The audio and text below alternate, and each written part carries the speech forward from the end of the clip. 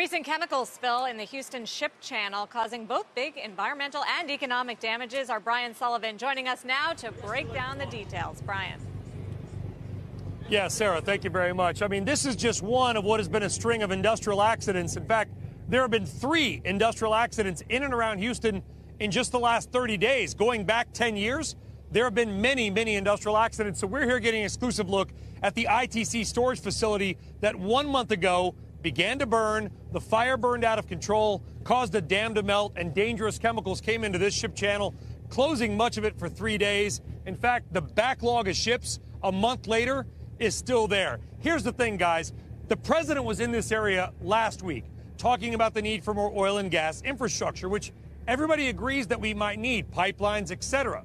But here's the infrastructure crisis that almost nobody is talking about.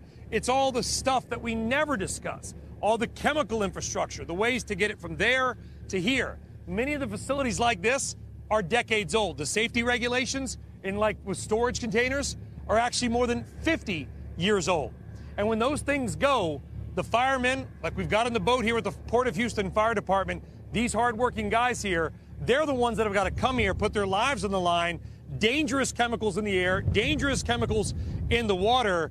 And by the way, maybe not enough foam to put these fires out. So we look at these facilities, a number of big accidents over the last decade or so. In fact, a couple of years ago in Elk River, West Virginia, at a similar facility to this, but in the mountains, not on the water, you had a storage leak.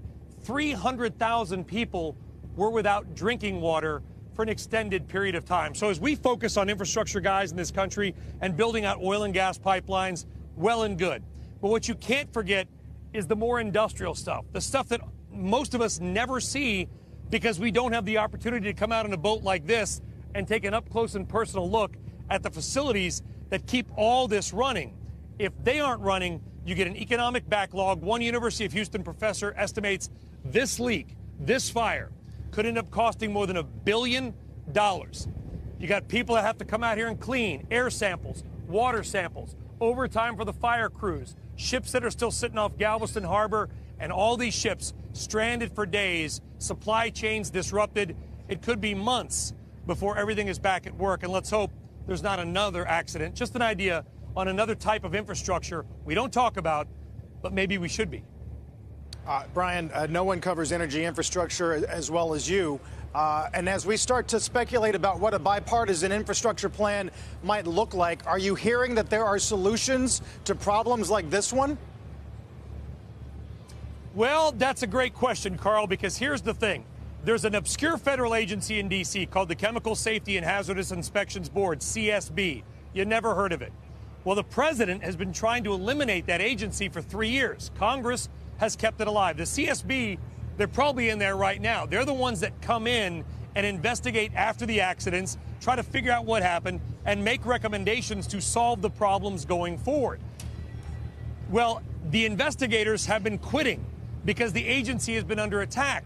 So, Carl, if we don't figure out why these accidents occurred, and by the way, a lot of them could be human error. Humans, we're often a part of the problem as well, not just aging infrastructure. If we don't know why these problems are happening, will we know where to allocate money to fix the problems long term? I don't know. By the way, quick shout out. These guys here on this boat, Carl, you think we moan and groan about our hours? They work 240 hours each in 2 weeks, around the clock, trying to put this fire out. Occasionally the air quality would get so dangerous they would have to hightail it in this boat back upriver. They got 3 boats, probably not enough.